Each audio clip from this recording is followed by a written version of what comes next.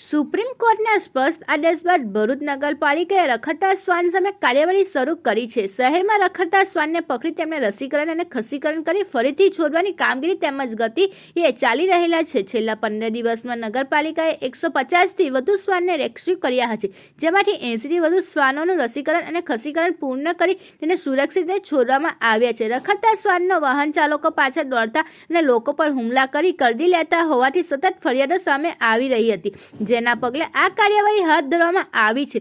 સરકારી આંકડા મુજબ ડિસેમ્બર 2025માં ડોગ બાઇટના 722 કેસ નોંધાયા હતા, તો જાન્યુઆરી 2026માં અત્યાર સુધીમાં ડોગ બાઇટના 325 કેસ નોંધાય છે। ત્યારે નગર સેવા સદન દ્વારા રખડતા શ્વાનોના રસીકરણ અને ખસીકરણની કામગીરી પર ભાર મૂકવામાં આવ્યો છે।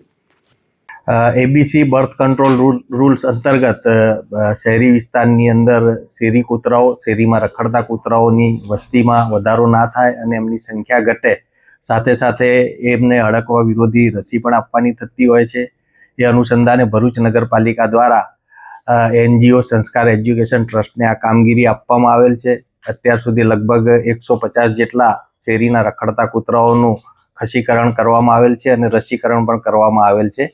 જે જગ્યાએથી કૂતરા ઉપાડવામાં આવે છે એ જગ્યા એ કૂતરાઓને અમારા શેલ્ટર હોમમાં રાખી ત્યાં ઓપરેશન કરવામાં આવે છે, એમને રસીકરણ કરવામાં આવે છે અને એમની જે રૂઝ આવે ઓપરેશન પછીની, ત્યાર પછી જે વિસ્તારમાંથી એમને લીધેલો હોય એ જ વિસ્તારની અંદર પરત મૂકવામાં આવે છે।